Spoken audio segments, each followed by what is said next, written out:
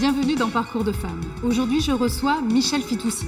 Journaliste, romancière, scénariste, productrice de théâtre, elle est restée 30 ans au sein du magazine Elle en tant qu'éditorialiste et grand reporter. Elle s'est toujours intéressée à la question des femmes en France et à l'étranger. Pour en savoir plus sur notre invitée, nous allons remonter le temps avec elle pour comprendre son parcours. Bonjour Michèle. Bonjour Carole. Alors, ça fait à peine plus d'un an que vous avez quitté le magazine Elle. Aujourd'hui, quels sont les projets qui vous tiennent à cœur ? D'abord un festival de théâtre, donc je suis devenue coproductrice de théâtre et c'est particulier parce que c'est un festival d'auteurs de théâtre. Je viens de terminer un livre auquel j'ai consacré 2 ans de ma vie. Voilà. Vous avez passé aussi de nombreuses années, je crois une trentaine d'années au magazine Elle. À l'époque, quel était votre quotidien ? Je partageais ma vie entre faire des reportages ou des éditos, donc ce qui est 2 choses très différentes parce que les reportages ou les enquêtes, vous êtes un peu sur le terrain. Les éditos, vous êtes chez vous et vous prenez un peu le pouls de la société. Et puis, par ailleurs, j'ai toujours écrit des livres, donc j'ai à peu près écrit un livre tous les 2 ou 3 ans pendant toutes ces années. En tant qu'auteur, quels sont les sujets ou les femmes qui vous inspirent ? Quand j'avais écrit ce premier livre, qui a eu beaucoup de succès dans l'album des Superwomen, c'était vraiment un essai, une observation de ce qui se passait autour de moi. Un des livres qui a pas mal marqué ces temps derniers, c'était La prisonnière. C'était une rencontre très fortuite avec donc Malika Oufkir, qui était la fille du général Oufkir et qui a passé avec ses frères et sœurs 20 ans en prison après que son père ait essayé de tuer le roi du Maroc, dont il était le bras droit.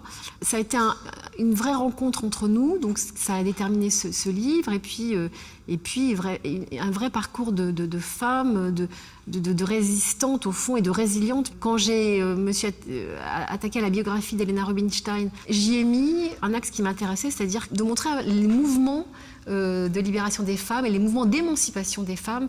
Comment on fait pour vivre avec ces parcours de femmes si intenses ? C'est au fond, et je pense que tous les auteurs le disent, et c'est obsessionnel, quoi. Qu'est-ce qu'on apprend sur soi ? On apprend qu'on peut reculer toujours les limites. Vous traitez depuis très longtemps la question de la femme, des droits des femmes en France et dans le monde. Quelle est la situation actuelle ? C'est vrai qu'il y a quelque chose chez les Françaises de déterminées à travailler, à s'occuper des enfants, à mener tout de front. Alors, les entreprises commencent à suivre, commencent à se rendre compte qu'effectivement, une femme épanouie au travail et chez elle, enfin, c'est mieux pour l'entreprise. On se rend compte aussi que les hommes veulent aussi avoir leur part de vie privée, de sphère privée et travailler peut-être moins ou différemment. Et il y a beaucoup de choses qui restent encore à conquérir et en tout cas beaucoup de choses qui laissent à désirer. Est-ce que vous pensez qu'il faut être carrément féministe ? Oui, je suis féministe s'il s'agit de réclamer qu'il y ait autant d'hommes que de femmes dans les instances dirigeantes. Oui, je suis féministe si j'estime que je suis citoyenne d'un pays où j'ai envie d'être représentée dans un gouvernement ou à l'Assemblée nationale par autant de femmes que d'hommes parce que c'est la parité. C'est très fragile, on est dans des sociétés aujourd'hui où tout est en train d'un peu de basculer. Mais en tout cas, il ne faudrait pas que ce soit les femmes et les acquis des femmes qui soient remis en jeu. Alors, ça fait 50 ans qu'il y a de réels combats. Exactement. Quel a été votre parcours ? Moi, je sortais de Sciences Po et je voulais être journaliste. Donc, après mes études, j'ai fait des petits boulots, j'ai gagné de l'argent, j'ai voyagé, j'ai été entre guillemets routarde. Et quand je me suis dit, il faut vraiment que je m'y mette, à 24 ans, je suis entrée à Elle et stagiaire. Et puis, à l'époque, c'était Eliane Victor qui m'a repérée, si j'ose dire. Et j'ai été finalement engagée assez vite. Quelle adolescente étiez-vous ? Vous savez, moi, je suis née en Tunisie.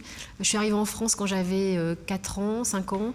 Et pour les gens qui ont été élevés avec l'amour de la France, on a aussi l'amour de la langue française, de la littérature française. Moi, je me souviens que mon grand-père parlait de Voltaire, de Victor Hugo. Mon père m'a appris à lire quand j'avais 4 ans. Très, très, très tôt, j'étais déterminée, je voulais être journaliste et écrivain. J'ai grandi dans le tourbillon des années post-68 où on était très intéressé par la société. Oui, j'allais aux manifs, oui, je discutais, oui, je voulais changer le monde, voilà. Donc concrètement, est-ce que vous avez le sentiment d'avoir réussi ? La vie est très courte, donc on a envie de faire beaucoup et j'ai encore envie de faire beaucoup. Et si vous aviez un message à transmettre aux jeunes générations de femmes ? Oh là là, je suis trop jeune. En 2 mots. Tenez bon. Michèle, merci encore pour votre présence.